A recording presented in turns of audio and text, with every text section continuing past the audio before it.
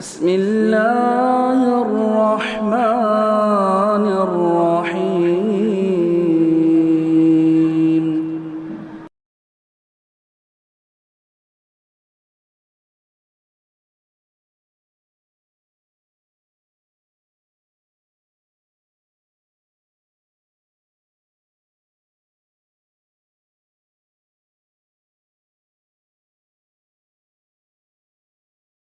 الحمد للہ رب العالمین والصلاة والسلام علی سید المرسلین وعلی آلہ وصحبہ اجمعین ومن تبعہم بإحسان الی یوم الدین. اعوذ باللہ من الشیطان الرجیم. بسم اللہ الرحمن الرحیم. لقد کان لکم فی رسول اللہ اسوۃ حسنہ وقال تعالی فاستقم کما امرت ومن تاب معک ولا تطغوا انہ بما تعملون بصیر. محترم حاضرین، کل کے درس میں ہم لوگوں نے گزشتہ دو دروس میں یہ اصول قدر تفصیل سے جانا اور پڑھا کہ اہل سنت والجماعت کا اصول، طریقہ انبیاء اور جناب محمد رسول اللہ صلی اللہ علیہ وسلم کی تعلیم اور اسوے کے مطابق یہ ہے کہ دعوت و تبلیغ میں دین کی تربیت و اصلاح کے سلسلے میں سب سے اولیت اور سب سے زیادہ توجہ توحید پر دیتے ہیں، توحید سے شروعات کرتے ہیں، اس لیے کہ اگر یہ نہیں رہا تو آگے کے کسی عمل کو اللہ کے یہاں قبولیت حاصل نہیں ہوگی. یہ گویا دین کی بنیاد ہے. اس پر کافی تفصیلی بحث ہوئی اور بار بار اس پر بحث ہونے کی ہمارے مسلمان حلقوں کو اسے بتانے کی شدید ضرورت ہے. صرف عام مسلمانوں کو نہیں بلکہ ہمیں محسوس ہوتا ہے کہ خواص کو، اہل علم کو، جماعتوں کو بتانے کی ضرورت ہے جو دین کے نام پہ بڑی محنتیں کر رہی ہیں لیکن نبی کے اس طریقے کو اختیار نہیں کرتی. چھٹا اصول اسی سے کنیکٹڈ ہے جو پہلا پڑھا گیا، وہ یہ ہے کہ اہل السنہ والجماعہ اپنی دعوت کا آغاز اسی سے کرتے ہیں جس سے اللہ، اور اسی چیز سے کرتے ہیں جس سے اللہ اور اس کے رسول نے کیا. چنانچہ یہ انہی چیزوں کو مقدم کرتے ہیں جنہیں اللہ اور اس کے رسول نے مقدم کیا، اور ان چیزوں کو مؤخر کرتے ہیں جنہیں اللہ اور اس کے رسول نے مؤخر کر دیا. اسی سے مصلحتوں کا حصول اور مفاسد کا دفعیہ ممکن ہے. پہلے حصول، جو اس سے پہلے کا اصول پڑھا گیا، یہ اسی کا اگلا حصہ اور جڑا ہوا حصہ ہے. ہم نے یہ تو پڑھا جو پہلا جملہ ہے کہ شروعات ہم اسی سے کرتے ہیں جس سے اللہ اور رسول نے شروعات کی. اب اس کے بعد کون سی؟ جب آپ نے توحید سکھا دی تو توحید کے بعد جو سب سے اہم سبق ہے، جو سب سے اہم درس ہے، اہم مسئلہ ہے یا اہم ضرورت ہے، اسے پیش کیا جائے گا. اسی میں یہ بھی جڑا ہوا ہے، یا اس کو یوں تفصیل بیان کرنا چاہیے کہ اہل سنت والجماعت دعوت، تبلیغ، تعلیم، تربیت، اصلاح کا کام تدریجاً کرتے ہیں، درجہ بدرجہ. یعنی ایک آدمی آپ کو ملا یا کوئی بچہ آپ کو مل گیا، آپ اس کو کوئی دین سکھا رہے ہیں تو ایک ہی دن میں پورا سبق انڈیل کر اسے پڑھانے کی کوشش نہیں کریں گے کہ آج ہی سب جان جائیں. آپ نے پیچھے حضرت معاذ بن جبل رضی اللہ تعالیٰ عنہ والی حدیث سنی کہ نبی کریم صلی اللہ علیہ وسلم نے انہیں یمن بھیجتے ہوئے کہا پہلے اس چیز کی تعلیم دینا، جب یہ مان لیں گے تب دوسری دینا. اس کا مطلب یہ ہوا کہ اکٹھا پورا دین نہیں بتایا جائے گا. ہاں، خاص طور سے اسی لیے اہل علم نے کہا کہ ایک آدمی اگر نو مسلم ہے، مثال کے طور پہ، ہاں، ایک دوسرے مسئلے کو جوڑ کے یہ مسئلہ سمجھانا چاہ رہا ہوں کہ ایک آدمی نیا مسلمان ہوا ہے، اب وہ توحید کو مان گیا، ابھی فرض کیجئے کہ ہندو دھرم سے اسلام میں آیا اور کل آیا ہے، آج مسجد میں آیا. اب مسجد میں نماز پڑھنے کے بعد اٹھتے اس نے کچھ شرکیہ جملہ کہہ دیا جو اس کی عادت تھی، ہے رام یا اس طرح کا کچھ جملہ کہہ دیا، تو بازو والا اس پر فتویٰ لگا دے گا، کہہ رہے مسجد میں آ کے تم اس کا نام لے رہے ہو اور تم ایسا کہہ رہے ہو، تم کافر ہو گئے. نہیں، اسے سمجھایا جائے گا، بتایا جائے گا. اگر کوئی اس طرح کی بات، آپ دیکھتے ہیں کہ کل روایت آئی تھی رات کے درس میں کہ اللہ کے نبی صلی اللہ علیہ وسلم کے پاس جو نئے مسلمان صحابہ تھے، انہوں نے دیکھا کہ مشرکین ایک درخت پر تبرکاً اپنی تلواریں اور ہتھیار لٹکاتے ہیں، تو انہوں نے بھی کہہ دیا کہ ہمارے لیے بھی ایسا درخت بنا دیجئے جس سے ہم تبرک حاصل کریں. اللہ کے نبی صلی اللہ علیہ وسلم نے، اگرچہ وہ نئے تھے لیکن غصہ ہوئے کیونکہ عقیدے کا اور منہج کا معاملہ تھا، اور پھر شدت سے کہا کہ اس ذات کی قسم جس کے ہاتھ میں میری جان ہے، تم نے ویسی بات کہی ہے جیسے بنی اسرائیل نے موسیٰ سے کہی تھی کہ ہمارے لیے ان مشرکوں کے جیسے معبود بنا دیجیے. تم اپنے سے پہلوں کے نقش قدم پر چلو گے. لیکن اللہ کے نبی صلی اللہ علیہ وسلم نے ان کو کافر نہیں کہا, ان پر غصہ ہوئے, سمجھایا, ڈانٹا, کافر نہیں کہا. کیوں؟ اس لیے کہ وہ خود نئے نئے مسلمان ہوئے تھے. انہوں نے جان بوجھ کر یہ بات نہیں کہی تھی, علم نہیں تھا. ایک آدمی کو اگر علم نہیں ہے اور اس میں کوئی غلطی کرتا ہے تو پہلے بتایا جائے گا, توبہ کرائی جائے گی. جاننے کے بعد, دلائل سامنے آنے کے بعد, حجت پوری ہو جانے کے بعد بھی اگر نہ مانے تب اس پر فتویٰ دیا جا سکتا ہے, اس کے ساتھ سختی کی جا سکتی ہے. یہ بہت ہی واضح شریعت کی بات ہے. میں اس سلسلے میں عبارت جو ہے شیخ کی پڑھنا چاہتا ہوں. دعوت دین کے میدان میں ترجیحات, دین کے میدان میں ترجیحات, یہاں تدریجن اور ترجیح, کس کو پہلے پھر کسے. درمیان میں ایک بات آئی میرے ذہن سے نکل گئی, انشاءاللہ آگے آئے گی, کہ حضرت معاذ بن جبل کی روایت میں جہاں ایک تقدم پہلے کس کو پیش کیا جائے وہیں تدریج بھی ہے. ہاں, یہ ایک بات جو ذہن میں رکھنے کی, اس سبق کو سمجھنے کے لیے, کہ آپ ایک حدیثیں جب سنتے ہیں, پڑھتے ہیں, تو غور کیجئے. اللہ کے نبی جناب محمد رسول اللہ صلی اللہ علیہ وسلم کے پاس مختلف صحابہ کرام آئے, ہاں, الگ الگ موقعوں پر سوال کیا کہ سب سے بہترین عمل کون سا, سب سے بڑا گناہ کون سا ہے. کہیں آپ سے الگ الگ صحابہ نے کہا سب سے اچھا اور بڑا عمل کون سا ہے. ہاں, یا آپ سے کسی نے کہا کہ نصیحت کیجئے, کوئی تلقین کیجئے, کیا مجھے کرنا چاہیے. تو آپ دیکھیں گے کہ الگ الگ صحابہ کرام سے آپ نے جواب میں الگ الگ باتوں کو پیش کیا ہے. ہاں, سب سے اہم عمل کیا ہے, تو کہیں کہا کہ جو ہے نماز کو اس کے وقت پر پڑھنا, ہاں, الصلاۃ علی وقتہا. پھر آپ نے کچھ چیزیں بیان کی. کہیں آپ نے کہا کہ المسلم من سلم المسلمون من لسانہ و یدہ, مسلمان وہ ہے جس کے ہاتھ سے اور زبان سے دوسرے مسلمان محفوظ رہے. ہاں, سوال ایک جیسا ہے, جواب آپ کئی طرح کا پائیں گے. ہاں, کہ والدین کی نافرمانی سب سے بڑا گناہ, شرک کے بعد شرک سے منع کیا, پھر والدین کی نافرمانی سے منع. حضرت عبداللہ بن مسعود کی روایت ہے, سب سے بڑا گناہ کون سا, کہا اللہ کے ساتھ شرک کرنا, پھر کہا والدین کی نافرمانی کرنا. بعض جگہوں پہ آپ شرک کے بعد جادو کا تذکرہ پڑھیں گے, اجتنبوا السبع الموبقات. تو یہ فرق کیوں ہے؟ یہ فرق جواب کا نہیں ہے, مخاطب کے حالات اور تقاضے کا ہے.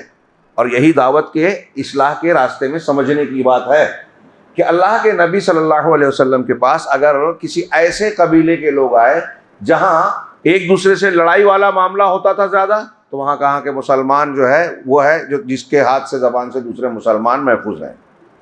ہاں, جہاں آپ نے محسوس کیا کہ ان کے یہاں کچھ مشغولیت ہے, نماز کے اوقات کے سلسلے میں معاملہ پیش آ سکتا ہے, ان سے کہا بہترین عمل یہ ہے کہ آپ جو ہے وقت پر نماز پڑھو. جہاں غربا مساکین کی کثرت ہے, لوگوں کی مدد کی ضرورت ہے, وہاں آپ نے کہا کہ بہترین عمل یہ ہے کہ آپ لوگوں کو کھانا کھلاؤ.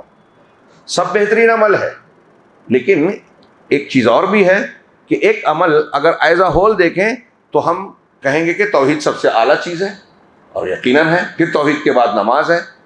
ہاں, اس طریقے سے دوسرے درجہ بدرجہ. اب آج رمضان المبارک ہے, خرچ کرنے کا موقع آتا ہے. ہاں, آپ کے پاس کچھ روپیے ہیں زکوٰۃ کے, صدقات کے, یا یوں ہی آپ جو ہے نفلی طور پر اجر و ثواب کی خاطر رمضان کی برکتیں حاصل کرنے کے لیے خرچ کرنا چاہتے ہیں. اب آپ کے سامنے کوئی آپ کا قریبی رشتہ دار ہے, آپ کے قرابت داروں میں سے کوئی ہے, پھر کوئی ایسا ہے جو پڑوس میں دور رہتا ہے, پھر کوئی ایسا ہے جو باہر سے آتا ہے, حاجت مند ہے, اس کا آپریشن ہے, سب مستحق ہیں. ہم کسی تو زیادہ مستحق کون ہے؟ آپ کا پڑوسی, آپ کا رشتہ دار, پہلا آپ کا رشتہ دار, پھر پڑوسی, پھر وہ. لیکن اب یہ ترتیب عمومی ہے, لیکن اب ان میں سے کوئی جو پہلا تھا وہ ہے, اگر دوسرا یا تیسرے نمبر کا آدمی ایسی کنڈیشن میں آ جائے کہ وہ ایمرجنسی میں ہے, فوری مدد نہ کی جائے تو جان جا سکتی ہے, تو اب اس کی حیثیت ترجیح دینے میں بڑھ جائے گی کہ اگر اب بھی اس کو کھانا نہیں کھلایا گیا تو مر جائے گا, اتنا بھوکا ہے. تو اب دوسری چیزوں کو ترجیح دینے کی بجائے اس کو ترجیح دی جائے گی کہ اس وقت اس کی جان جا رہی ہے. کنڈیشن اگرچہ عام حالات میں قرابت دار کو ترجیح دینا چاہیے اور اسی پر خرچ کرنا چاہیے, لیکن کنڈیشن یہاں اس کا تقاضا بھی کر رہی ہے. میری بات سمجھ رہے ہیں آپ لوگ؟ ہاں, تو یہ ٹائم بینگ بعض مرتبہ وجہ ترجیح کیوں کسی کو پہل کی جائے یہ بدل جائے گی. لیکن عمومی طور سے ہم جب دعوت و اصلاح کا کام کریں گے تو یہ دیکھیں گے کہ زیادہ اہم کیا ہے. زیادہ اہم اور قابل ترجیح ہم ان چیزوں کے مقابلے میں پہلے یہ دیکھیں گے کہ اللہ اور اس کے رسول صلی اللہ علیہ وسلم نے کس کو اہمیت دی، ترجیح دی. جہاں تک توحید کا اور شرک کا معاملہ ہے تو یہ تو ایسا ہے کہ سارے اعمال کا دار و مدار اسی پر ہے. توحید ہے تو قبول ہوگی، شرک ہے تو کبھی کوئی عمل قبول نہیں ہوگا، آپ بھی کبھی جہنم سے نکلے گا نہیں. اللہ کے رسول اللہ تعالیٰ نے قرآن میں کہا کہ ان اللہ کیا ہے، انہ من یشرک باللہ فقد حرم اللہ علیہ الجنہ. جو شرک کر لے گا تو اللہ نے اس پر جنت کو حرام کر دیا، اس کو ملنا ہی نہیں ہے. لہذا ہر حال میں یہ مسئلہ سب سے زیادہ مقدم ہوگا اور پہلے اس کی تعلیم دی جائے گی. اب اس کو جب مانیں گے تو پھر حسب ضرورت جو چیزیں شریعت کے اندر فرض ہیں اس کو بتایا جائے گا. عقائد کی چیزیں بھی دوسری ہے، اور پھر ارکان اسلام اور ایمان، اور پھر مخاطبین کے حالات. جیسے مسلمانوں میں مسلمان کو اصلاح کرنا ہے تو حسب ضرورت، جیسا کہ میں نے کچھ تشریح کرنے کی کوشش کی. دلائل کے طور پر یہ کچھ چیزیں نقل کی ہیں. ایک سورہ لقمان سے حضرت لقمان علیہ السلام کی نصیحت ہے. وہ پوری نصیحت بہت شاندار ہے، اللہ کا کلام ہے. آپ سوچیں گے کہ عربی پڑھیں، یہ اللہ کے کلام کو پڑھنے میں برکت ہے، سننے میں بھی برکت ہے، اس لیے ہم پورا کلام بھی پڑھیں گے، آیت بھی پڑھیں گے اور ترجمہ بھی. حدیثوں کو صرف ترجمہ پڑھ لیتے ہیں تیزی کے ساتھ. اور اس میں حضرت لقمان علیہ السلام کی جو نصیحت ہے اس میں غور کرنا چاہیے کہ اللہ نے ان کی تعریف کی، ان کی بات کو نقل کیا. اگرچہ وہ نبوت کے درجے پر صحیح قول کے مطابق نہیں پہنچے ہیں، لیکن ان کی باتیں نبوت کی تعلیمات کے عین مطابق ہے. اور اللہ رب العالمین نے اس کو اپنے کلام پاک میں نازل کیا، اس سے بڑھ کر اس کی اہمیت پھر کیا دلیل ہو سکتی ہے. پھر اس میں بیٹے کو باپ جو نصیحت کر رہا ہے آج کے ہمارے والدین کے لیے، بڑوں اور تربیت کرنے والوں کے لیے بہترین نمونہ ہے، اور اسی لیے نقل کیا گیا.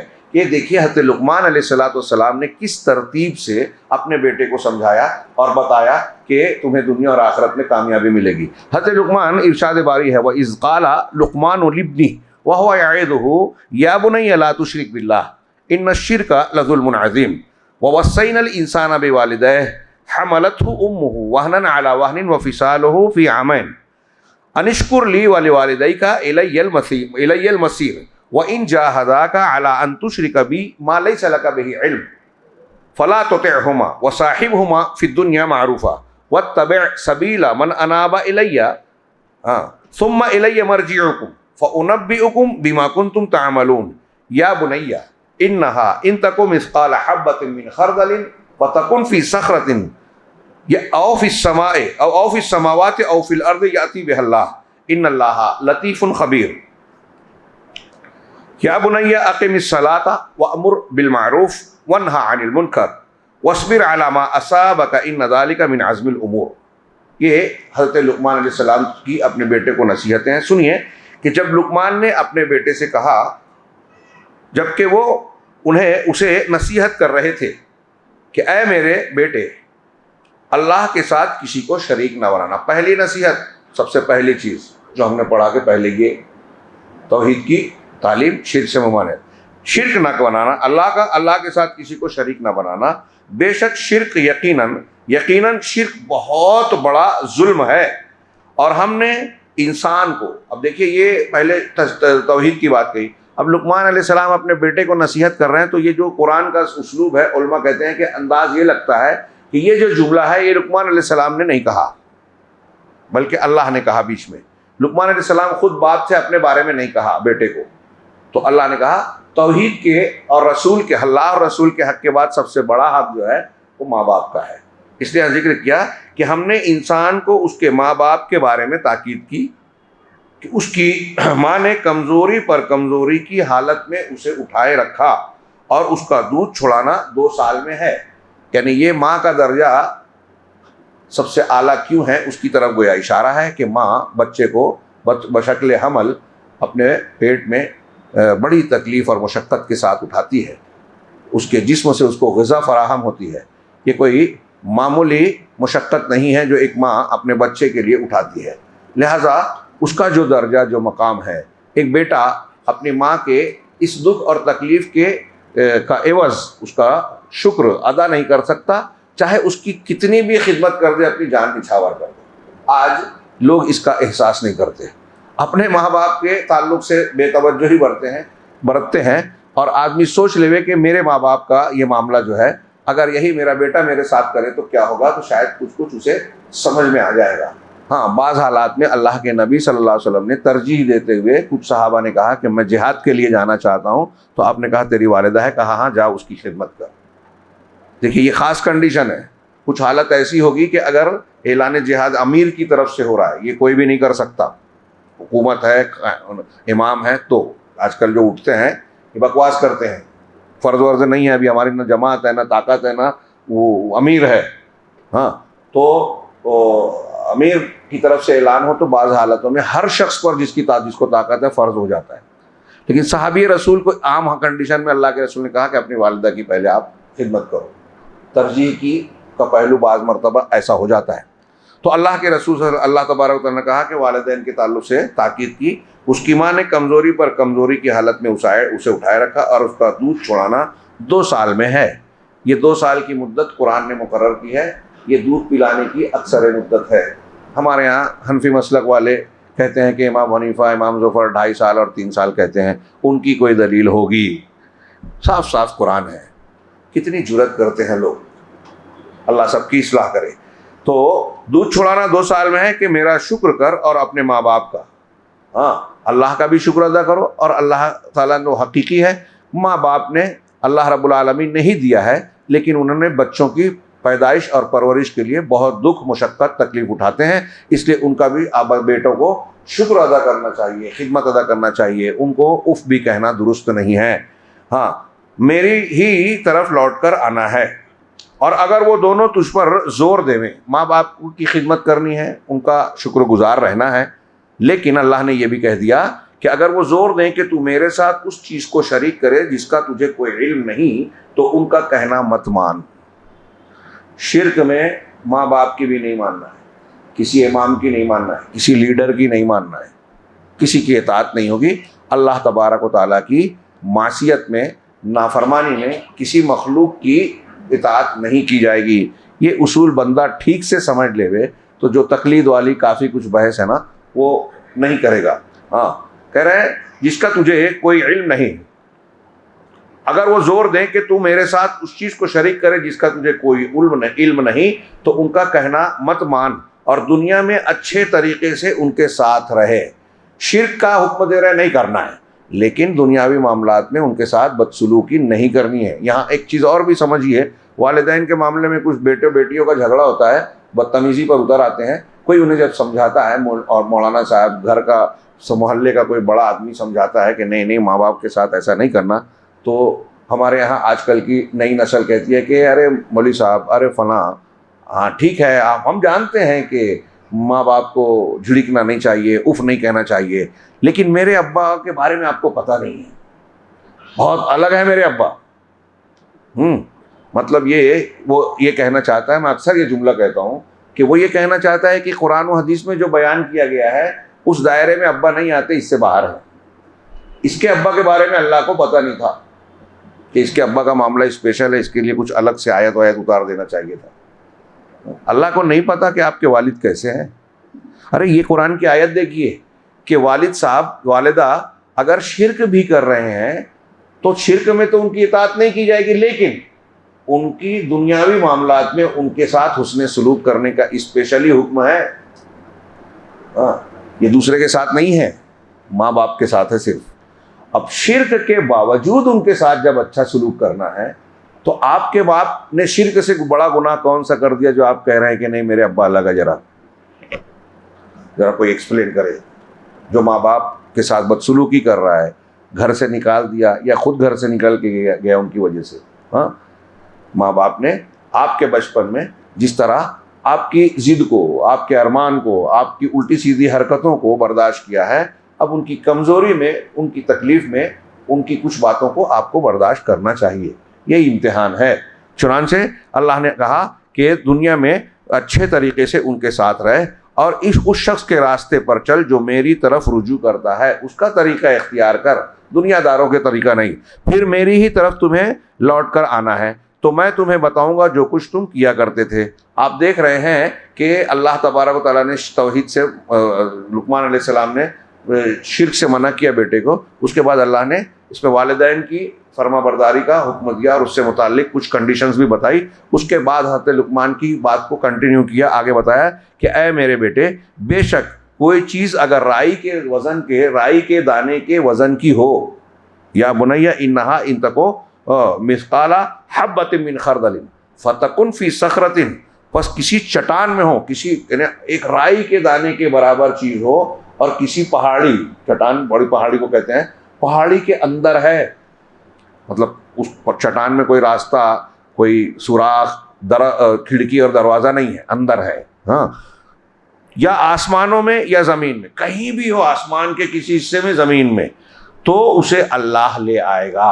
یاتی بھی اللہ, آپ کا کوئی عمل ہے, آپ کی کوئی چیز ہے, ہاں, کسی چٹان میں جا کے گھس کے آپ نے غار کے اندر کوئی گناہ کیا, آسمان میں کیا, زمین میں کیا, وہ اللہ سے چھپی ہوئی نہیں ہوگی, اللہ اسے لے آئے گا, حاضر کر دے گا. یاتی بھی اللہ, بلا شبہ اللہ بڑا باریک بھی پوری خبر رکھنے والا ہے. یہاں قرآن میں ان اللہ لطیف الخبیر, آگے کہا اے میرے بیٹے نماز قائم کر, یا بنیا عقل. دیکھیے پہلی جو دو باتیں حضرت لقمان کی ہے, شرک نہیں کرنا, اور پھر یہ اس میں آخرت اور اللہ رب العالمین ہر جگہ آپ کو دیکھ رہا ہے.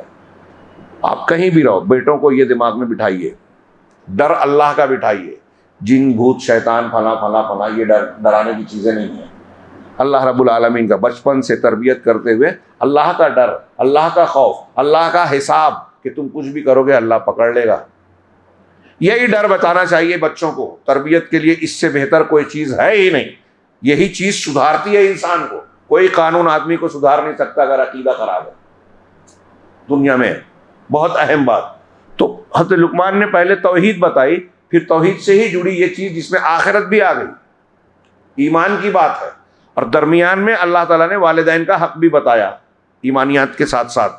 اب اس کے بعد حضرت لقمان نے عقیدے کے بعد کیا بتایا, جو ہم نے حضرت معاذ بن جبل کے اس میں کہ عقیدہ مان لیں, اللہ کی توحید اور رسول کی رسالت مان لی, تو اس کے بعد نماز بتانا. یہاں دیکھیے حضرت لقمان نے کہا کہ یا بنیا اقم الصلاۃ, بیٹے نماز کی اقامت کرنا, نماز پڑھنا نہیں, اقامت کرنا, یعنی اس کی پوری حفاظت کرنا, اس کے شروط کے ساتھ, اس کے احکام کے ساتھ اس کو ادا کرنا. اور جب اللہ کا حکم ہے کہ نماز ایسے ادا کرنی ہے, تو ہم کو نماز سیکھنا بھی ضروری ہے. لوگوں کے دیکھا دیکھی, جس گھر میں پیدا ہوئے, ابا جس طرح پڑھ رہے تھے, وہ علم رکھتے تھے کہ نہیں رکھتے تھے, ہم بھی ویسے ہی پڑھ لیں گے اور سمجھیں گے میرے ابا ہیں اس لیے ویسا پڑھ لو, چل جائے گا. نہیں چلے گا. اللہ کے نبی صلی اللہ علیہ وسلم کی نماز چلے گی, سلو کما رأیتمونی اصلی, نماز ویسے پڑھو جیسے مجھے دیکھا. تو نماز کو قائم کرو. وأمر بالمعروف وانہا عن المنکر, ہاں, اور تم نیکی کا حکم دیتے رہنا, برائی سے منع کرتے رہنا. نیکی کا حکم دینے والا اور برائی سے روکنے والا. جب میں آپ سے کسی چیز کو منع کروں گا تو مجھے خود بچنا پڑے گا, جب آپ کو کسی چیز کا حکم دوں گا تو پہلے خود عمل کرنا پڑے گا. یہ اس میں خود بخود ایڈ ہے.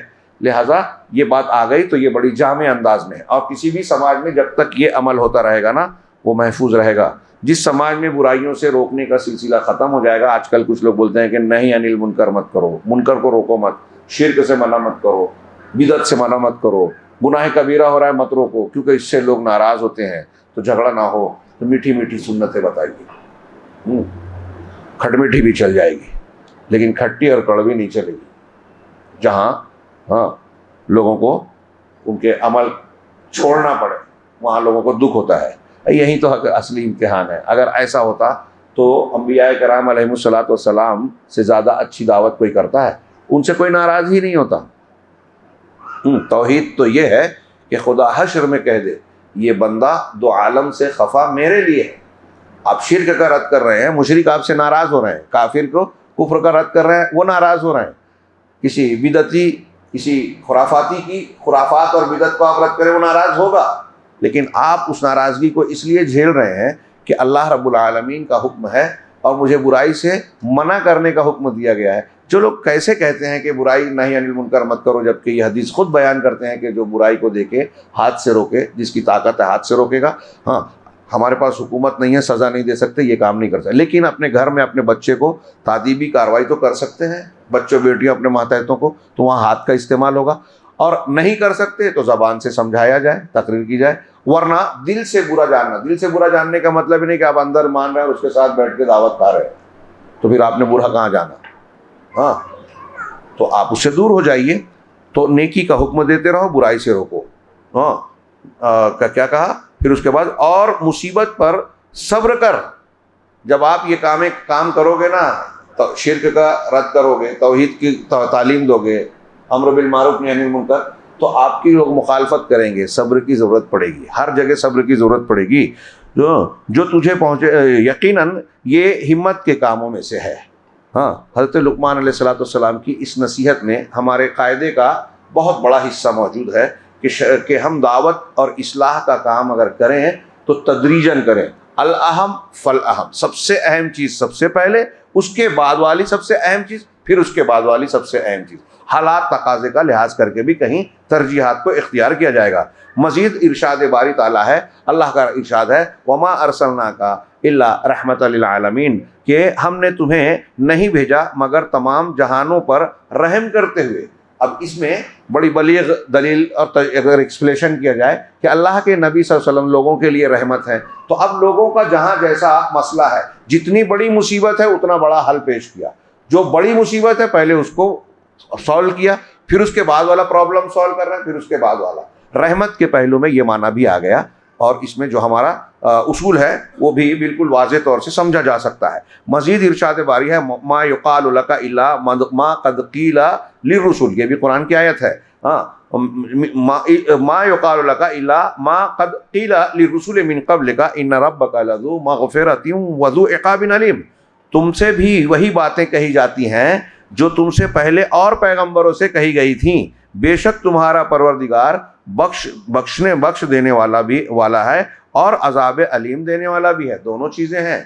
تو آپ اپنا کام کرتے جائیے. مخالفین نے جو آپ کی مخالفت کی ہے کوئی نئی بات نہیں ہے, یہ ہمیشہ ہوتا رہا ہے اور ہوتا رہے گا. آپ کو اپنا کام کرنا ہے.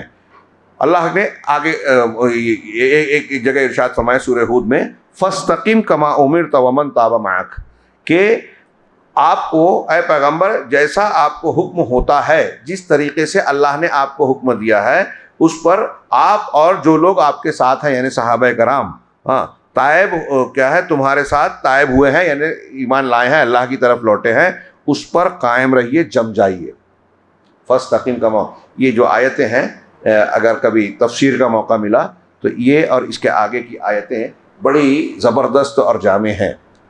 اور اس میں اللہ کے نبی صلی اللہ علیہ وسلم کو جو ذمہ داری دی گئی ہے اس کے بارے میں اسی لیے کہا گیا روایتوں میں کہ شیبتنی ہود و اخواتها, نبی کریم صلی اللہ علیہ وسلم کہتے تھے کہ مجھے سورہ ہود نے اور اس کی ہم مضمون صورتوں نے مجھے بوڑھا بنا دیا. اس میں اللہ کے رسول صلی اللہ علیہ وسلم کی ذمہ داریوں کو ذکر کر کے ادا کرنے کا حکم ہے, اور اللہ کے نبی صلی اللہ علیہ وسلم کو اس کا بڑا احساس ہوتا تھا. آپ ذمہ داری کے بوجھ میں جو ہے پریشان رہا کرتے تھے. خود قرآن نے کہا کئی جگہ کہ ایسا لگتا ہے کہ آپ ان کے پیچھے اپنے آپ کو ہلاک کر لیں گے اگر یہ لوگ ایمان نہیں لائیں گے.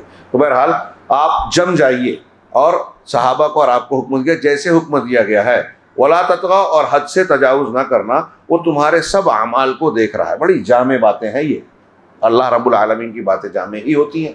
ہاں اس کی بڑی تفصیل لوگوں نے بیان کی کہ جیسے میں نے ان آیتوں پر باقاعدہ پورا جمعہ کا خطبہ دیا کہ جیسے اللہ نے حکم دیا اس طریقے سے آپ استقامت, دین کی ساری چیزوں پر جم جانا ایک لمبا چوڑا معنی ہے. آپ کو اور آپ کے صحابہ کو اس کا حکم دیا ہے. ولا تطغوا, استقامت کرنی ہے لیکن حد سے تجاوز نہیں کرنا ہے, غلو نہیں کرنا ہے کسی بھی معاملے میں, عقیدے میں, عبادت میں, عمل میں. ہاں وہ تمہارے سب اعمال کو دیکھ رہا ہے. اسی طرح اللہ تعالیٰ کا ارشاد ہے, لقد کان لکم فی رسول اللہ اسوۃ حسنہ لمن کان یرجو اللہ والیوم الآخر, کہ یقیناً تمہارے لیے اللہ کے رسول میں بہترین نمونہ ہے. اللہ کے رسول نمونہ ہے, کس چیز میں نمونہ ہے؟ عقیدے میں بھی. جیسا آپ کا عقیدہ ہم کو ویسا ہی اختیار کرنا ہے, اللہ نے کہا. اور جس کو اللہ نے نمونہ بنایا اس سے اچھا سمپل کوئی اور ہو سکتا ہے کیا؟ اللہ کے نبی سے بہتر کامل مکمل کوئی ہو ہی نہیں سکتی کوئی شخصیت. پوری نبی کی شخصیت اللہ کی نگرانی میں رہتی ہے. اگر خطا ہو جائے فوراً اصلاح ہوتی ہے.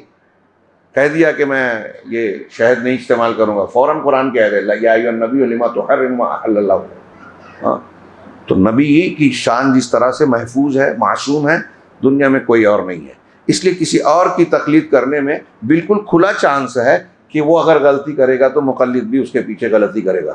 لیکن نبی کی اتباع میں یہ خطرہ نہیں ہے کہ آپ کی سنت اگر ثابت ہے اور آپ نے کیا تو آپ یہ ٹینشن تو بالکل نہیں رکھ سکتے کہ یہ کام غلط ہے، کیونکہ نبی کا طریقہ ہے۔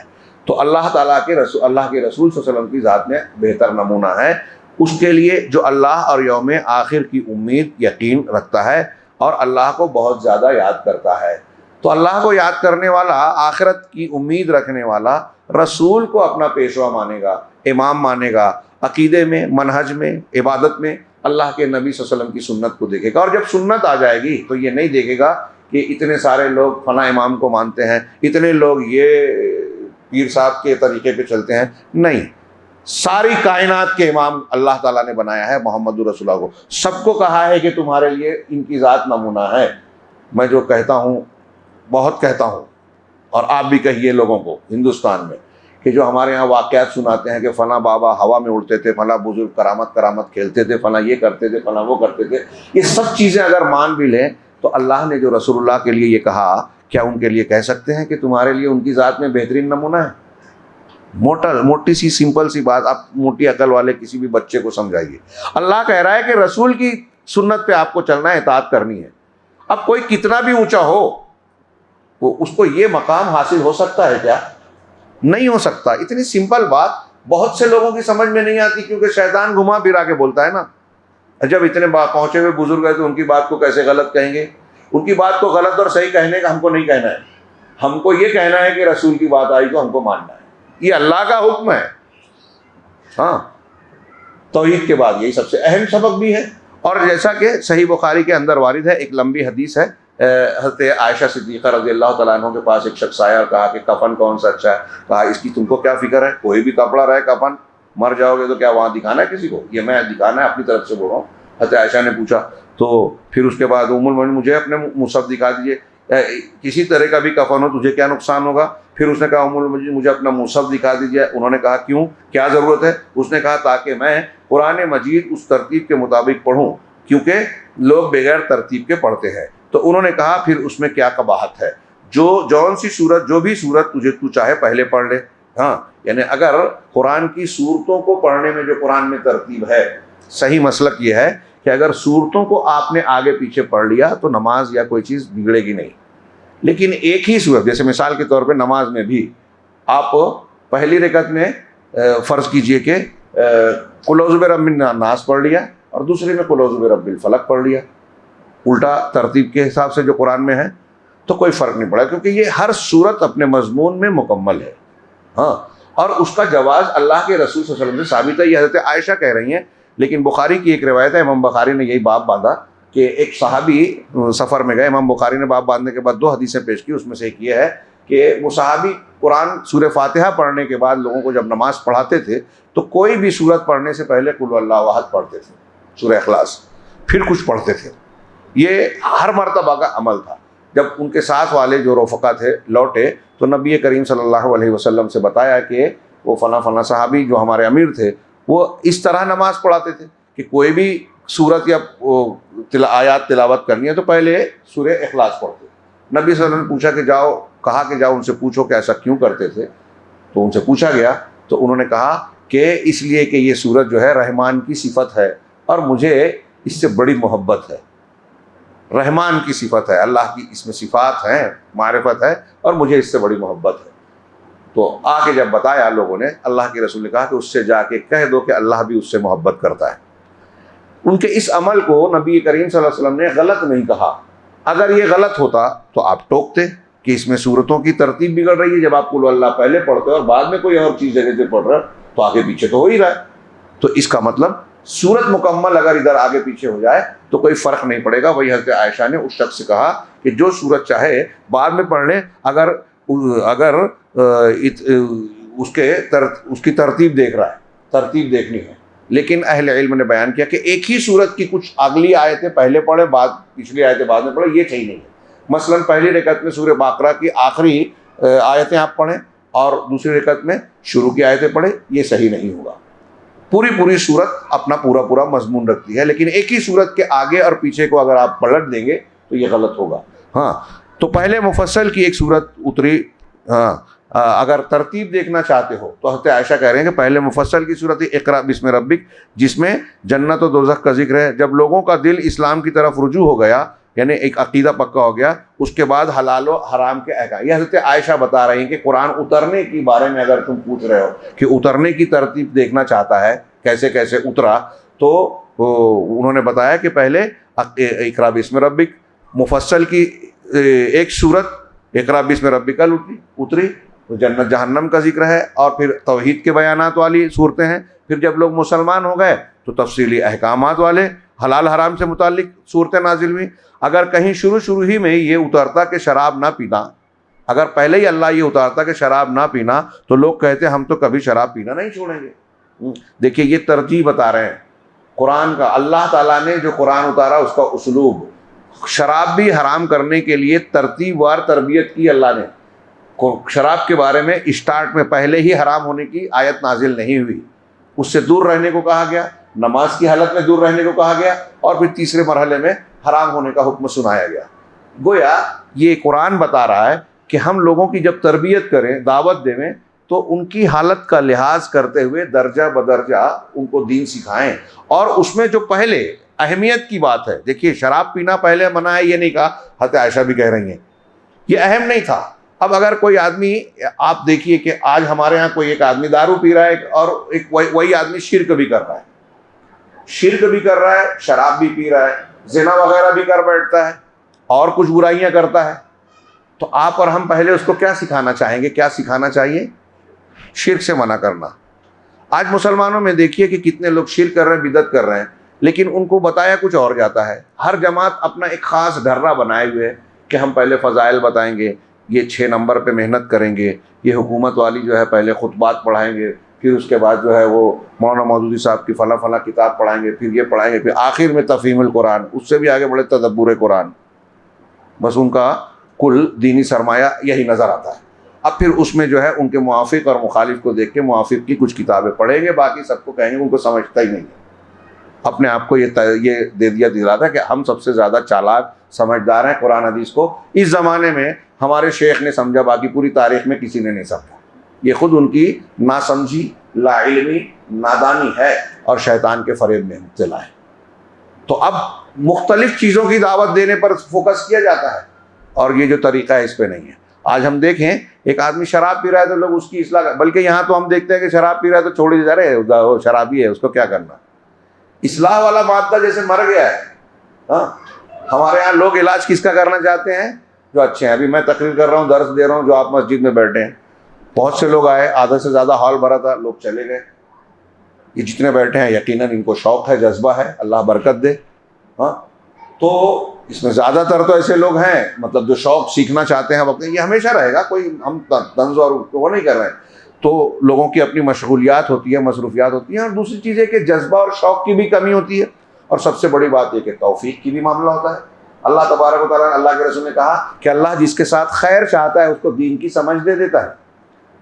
یہ بہت بڑی نعمت ہے، جس کے ساتھ خیر چاہتا ہے. علامہ عبد الرحمن بن ناصر السعدی رحمہ اللہ نے کہا کہ علم اور تعلیم کی فضیلت میں اس سے بڑھ کر شاید میں کوئی حدیث نہیں جانتا کہ اللہ کے رسول کہہ رہے ہیں کہ جس کو چاہتا ہے دین کا علم سمجھ دیتا ہے.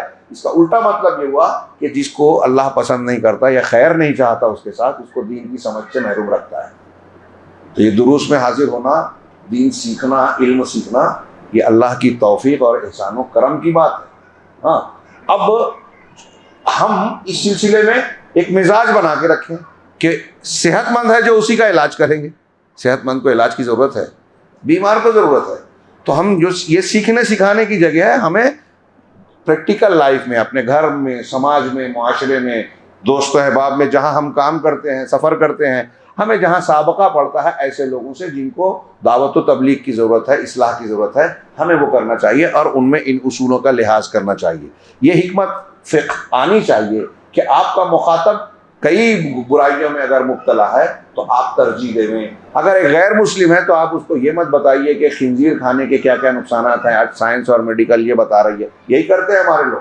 ایک غیر مسلم سے بات ہوتی ہے کہ ہمارے اسلام نے شراب کو حرام کیا 1400 سال پہلے، آج سائنس بتا رہا ہے اتنا نقصان ہے. اب اس کے دماغ میں کیا آئے گا؟ ہاں ٹھیک ہے، آج سائنس بتا رہا ہے، اسلام نے 14 سال بتایا، اس کا یہ مطلب ہوا کہ جو اسلام نے بتایا وہ بات ہم سائنس سے بھی سیکھ سکتے ہیں، اسلام کو ماننے کی ضرورت نہیں ہے؟ یہ ہو سکتا ہے نا؟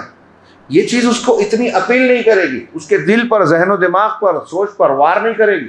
لیکن اب جب آپ شرک کو رد کر کے توحید کو بولیں گے تو یہ اس کے ذہن و دماغ میں جو شرکیات ہیں اس پر ضرب لگائے گی. اور اگر آپ حق کو اس کے دماغ میں ڈالنا چاہتے ہیں تو باطل کو توڑنا پڑے گا جو اس کے دماغ میں جگہ بنائے گی. یہ دعوت کا طریقہ ہے، نبیوں کا طریقہ ہے، یہی ہم اصول پڑھ رہے ہیں اہل السنہ والجماعت. اب شرک ہے اور آپ اس کو کھانے کے آداب بتا رہے ہیں. بدعت کر رہا ہے ایک آدمی، کھانے کے آداب، داہنے ہاتھ سے کھانا، اس طرح بیٹھنا اور یوں کرنا اور وہ کرنا. ہم اس کی تنقید نہیں کر سکتے، نبی کریم صلی اللہ علیہ وسلم نے ثابت ایک ایک چیز بہت اہم ہے، لیکن سب سے اہم مقدم کس چیز کو کیا جائے گا یہی ہم پڑھ رہے ہیں. تو حضرت عائشہ نے کہا کہ ترتیب کے اعتبار سے بتایا کہ شروع میں ہی اگر یہ قرآن اترتا کہ شراب نہ پینا تو لوگ کہتے ہم تو کبھی شراب پینا نہیں چھوڑیں گے. اگر شروع ہی میں یہ اترتا کہ زنا نہ کرو تو لوگ کہتے ہم تو زنا نہیں چھوڑیں گے. اس کے بجائے مکہ میں محمد صلی اللہ علیہ وسلم پر اس وقت جب میں بچی تھی اور کھیلا کرتی تھی، حضرت عائشہ کہہ رہی ہیں ام المومنین، یہ آیت نازل ہوئی، بل الساعۃ موعدہم والساعۃ ادھیٰ وامر. ان کا موعد، یہ جو اچھل کود مچائے نا، قیامت ہے، اور قیامت بہت بڑی مصیبت اور بڑی تلخ ہے، کڑوی ہے. وہ حقیقت اترے گی نہیں. کہہ رہے ہیں لیکن سورہ بقرہ اور سورہ نساء یہ قرآن کی آیتیں نازل ہوئی. دیکھیے حضرت عائشہ کہہ رہے ہیں کہ میں بچی کھیلا کرتی تھی مکہ میں، تو اس وقت یہ آیتیں نازل ہوئی قیامت سے متعلق، عقیدے سے متعلق. لیکن سورہ بقرہ اور سورہ نساء جو مدینہ میں نازل ہوئی، کہہ رہے ہیں جب میں مدینہ میں نبی کریم صلی اللہ علیہ وسلم کے پاس تھی اس وقت نازل ہوئی، بعد میں احکامات بعد میں آئے. بیان کیا کہ پھر انہوں نے اس عراقی کے لیے مصحف نکالا. حضرت عائشہ صدیقہ سے وہ اس مصحف دیکھنا چاہتا تھا تو مصحف اپنا نکالا اور ہر صورت کی آیات کی تفسیر لکھوائی. علم کو وہ چھپاتے نہیں تھے. یہ صحیح بخاری میں ہے. صحیح مسلم کے اندر وارد ہوا ہے کہ میں اسی سے آغاز کروں گا جس سے اللہ نے آغاز کیا ہے. نبی کریم صلی اللہ علیہ وسلم نے کہا کہ اللہ نے جس سے شروعات کی ہے میں بھی اس سے شروعات کروں گا. شیخ صالح الفوزان کہتے ہیں کہ یہ قاعدہ پہلے قاعدے کے تابع ہے، یعنی کہ بئی طور کے وہ بنیاد ہے کیونکہ اصل توحید ہی ہے. چنانچہ اسی اہم اور بنیادی امر سے آغاز کیا جائے گا جیسا کہ رسولوں کا طریقہ رہا ہے. اسی سے یہ بھی پتہ چلا کہ دعوت تدریجی ہوگی، جو میں نے بیان کیا کہ دعوت میں کون سی چیز مقدم ہے، پہلے اس کو، پھر تدریج تھوڑی تھوڑی چیز دی جائے گی، اکٹھا سب چیز نہیں دی جائے گی. یعنی جو چیز زیادہ اہم ہوگی اسے مقدم کیا جائے گا، یعنی پہلے بنیادی چیز سے جو اہم چیز ہے اس سے آغاز کیا جائے گا، پھر فروعات سے. جیسا کہ نبی کریم صلی اللہ علیہ وسلم نے معاذ بن جبل رضی اللہ تعالیٰ عنہ کو حکم دیا کہ پہلے وہ توحید سے آغاز کریں، پھر نماز، پھر زکوٰۃ سے. اس طرح دعوت میں بھی تدریج ہے. اور جیسا کہ ام المومنین سیدہ عائشہ صدیقہ رضی اللہ تعالیٰ عنہ نے بیان کیا کہ نبی اکرم صلی اللہ علیہ وسلم نے اپنی دعوت کو پہلے توحید سے شروع کیا، پھر اس کے بعد حلال اور حرام کو واضح کیا. یعنی جب لوگوں کے دلوں میں توحید بیٹھ گئی اور شریعت مضبوط ہو گئی تو پھر تفصیلی احکامات نازل ہونا شروع ہوئے. چنانچہ مکہ کے اندر توحید سے متعلق قرآن نازل ہوتا تھا. اسی لیے آپ مکی صورتوں میں دیکھیں گے کہ زیادہ تر توحید ہے، رسالت و آخرت ہے، جبکہ مدنی صورتوں میں احکامات کا غلبہ ہے. سود، بیاج، لین دین، وراثت کے مسائل، روزے اور زکوٰۃ اور ان کی تفصیلات، وہ فرض تو ہو گئے تھے، تفصیلات بھی آئیں اور دوسرے احکامات. اس لیے کہ مکہ میں آپ صلی اللہ علیہ وسلم کی طرف توحید کی دعوت دیتے تھے، لیکن جب مدینہ کی طرف ہجرت کر کے آ گئے اور لوگ کثرت سے اسلام میں داخل ہو چکے اور مدینہ کے اندر اسلامی ریاست بھی قائم ہو گئی تو پھر اس وقت حلال و حرام کے احکامات نازل ہونے لگے. ارشاد باری تعالیٰ ہے وَلَقَدْ آتَيْنَا مُوسَى الْكِتَابَ مِن بَعْدِ مَا أَهْلَكْنَا الْقُرُونَ الْأُولَىٰ بَصَائِرَ لِلنَّاسِ وَهُدًى وَرَحْمَةً لَعَلَّهُمْ يَتَذَكَّرُونَ. اور یقیناً ہم نے موسیٰ کو کتاب دی اس کے بعد کہ ہم نے پہلی نسلوں کو ہلاک کر دیا. ان کی پہلی نسل ہلاک ہو گئی، اس کے بعد جو ہے ہم نے کتاب دی. فرعون اور آل فرعون ڈوب گئے، اس کے بعد توریت آئی، جو لوگوں کے لیے دلائل اور ہدایت اور رحمت تھی تاکہ وہ نصیحت حاصل کریں. شیخ الاسلام علامہ ابن تیمیہ رحمہ اللہ نے اس آیت کی وضاحت کرتے ہوئے کہا کہ شریعت کی مضبوطی کے بعد ہی دین کی جو عقائد ہیں اس کی مضبوطی کے بعد ہی احکام نازل ہوتے ہیں. یہاں شریعت نہیں کہنا چاہیے، جملے میں جو ترجمے میں ہے کہ شریعت کے نہیں، یعنی دین کی بنیاد اور اس کے عقائد کو بنیادوں کے مضبوط ہونے کے بعد ہی احکام نازل ہوتے ہیں. کہ اللہ نے فرمایا ہے وَلَقَدْ آتَيْنَا مُوسَى الْكِتَابَ مِن بَعْدِ مَا أَهْلَكْنَا الْقُرُونَ الْأُولَىٰ. قرون اولا کے پہلی نسلوں کے تباہ ہونے کے بعد ہم نے موسیٰ کو کتاب دی. چنانچہ جب اللہ نے فرعون اور اس کی قوم کو ہلاک کر دیا اور موسیٰ علیہ السلام کی دعوت مضبوط ہو گئی تو اللہ تعالیٰ نے آپ پر توریت کو اتارا. اس قاعدے کے لیے کتاب و سنت کے اندر دلائل موجود ہیں، جیسا کہ اوپر کچھ باتیں گزر چکی. چنانچہ دعوت و تبلیغ کے میدان میں تدریجی پہلو اپنایا جائے گا. مثال کے طور پر اگر آپ کسی مشرک کو گناہ کرتے ہوئے دیکھیں تو کیا اس کو نماز کے لیے کہیں گے یا پھر پہلے اسلام میں داخل ہونے کے لیے کہیں گے؟ یہ اس طرح 2-3 مثالیں شیخ نے دی ہیں. دوسری مثال شیخ محمد عبد الوہاب رحمہ اللہ کی لے لیں، جن کی دعوت کے سائے میں آج لوگ پڑھ رہے ہیں. محمد عبد الوہاب رحمہ اللہ مکہ میں نجد میں جب آئے تو اس وقت جو ہے وہ آپ دیکھیں گے کہ انتہائی جیسے اللہ کے رسول کی بعثت سے پہلے کے حالات تھے نا، تقریباً ویسے ہی تھے. لوگ بتوں کو پوجتے تھے، غاروں میں جا کے دیوی دیوتاؤں کو پکارتے تھے، اور نہ جانے کیا کیا شرکیات خرافات تھی. قرآن حدیث والا دین نہیں تھا. ان کی دعوت شروع ہوئی. دعوت کے بعد جو سلسلہ بڑا پڑھنا چاہیے نوجوانوں کو. آج پوری دنیا میں کسی وقت اگر آپ مجلس میں سوال جواب کرتے ہیں تو گفتگو ہوگی تو بتاؤں گا، پوری دنیا میں محمد بن عبد الوہاب رحمہ اللہ کی دعوت کی برکتوں کو دیکھا جا سکتا ہے. ہمیں نہیں معلوم الگ بات ہے. سعودی عرب میں پوری دنیا سے یونیورسٹیز میں بچے پڑھنے جا رہے ہیں، پوری دنیا سے جا رہے ہیں گورنمنٹ کے خرچ پر. کوئی دوسری حکومت میں یہ انتظام آپ کو نہیں ملے گا، یہ نہیں جانتے لوگ. ہمارے ہندوستان، میرا بیٹا پڑھ رہا ہے اس وقت وہاں، میں بیٹا گیا تو کہہ رہا ہوں ایسا نہیں ہے. پوری دنیا کے شاید ہی کوئی ملک ہو جہاں مسلمان بستے اور وہاں کے بچے نہ پڑھتے، اور وہاں وہ بچے ان کی تحریک سے اپنے اپنے علاقے میں دعوت و تبلیغ کا کام کر رہے ہیں. کئی افریقی ملکوں میں وہیں کے فارغین نے جو ہے عیسائی مبشرین کا مقابلہ کیا. قرآن چھاپ کے وہ پوری دنیا میں بانٹتا ہے، بچوں کو پڑھاتے ہیں. یہ جو پڑھانے کا سلسلہ کہاں سے شروع ہوا؟ یہ محمد بن عبد الوہاب رحمہ اللہ کی تحریک دعوت کا نتیجہ تھا. آپ سعودی عرب میں جائیے، ہر مسجد میں آپ کو ایسا درس ملے گا. ہر مسجد میں جو گورنمنٹ کے انڈر میں ہے، حرمین میں بہت ہے. میں گیا تھا عمرے کے لیے تو بتایا کہ مسجد نبوی میں 19,000 بچے پڑھ رہے ہیں اس وقت جب میں گیا تھا، صبح اور شام کے الگ الگ کلاسوں میں. ایک مسجد نبوی میں 19,000 بچے پڑھتے ہیں، اور حرم مکہ میں اس سے زیادہ ہوں گے. اس میں حفظ کی کلاسیں، تجوید کی کلاسیں، تعلیم کی کلاسیں سب ہیں. اور پھر جو یونیورسٹیز ہیں اس میں ہر علوم دینیہ اور دوسرے، اور جو مسجدوں میں جو دروس کا اہتمام ہوتا ہے نا، اس میں علماء کو مقرر کیا جاتا ہے اور وہ عقیدے اور منہج پر زور دیتے ہیں. میں نے بھی پیچھے بھی ذکر کیا تھا کہ دیکھیے اس کا نتیجہ یہ ہے کہ آپ کو سعودی عرب میں ایک عام آدمی بھی دین کی بنیادوں میں مضبوط ملے گا، اور وہاں آپ کو یہ فتنہ بہت تقریباً نہیں ملے گا.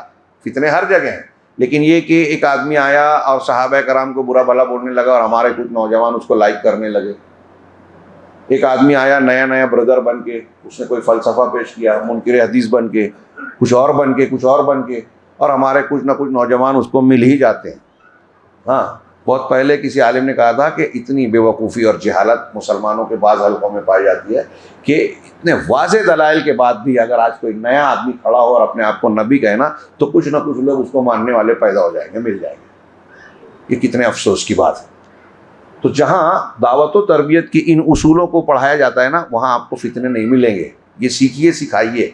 تو شیخ محمد الوہاب کی وہ اسی لیے کہا کہ اس دعوت کو آج لوگ پڑھ رہے ہیں.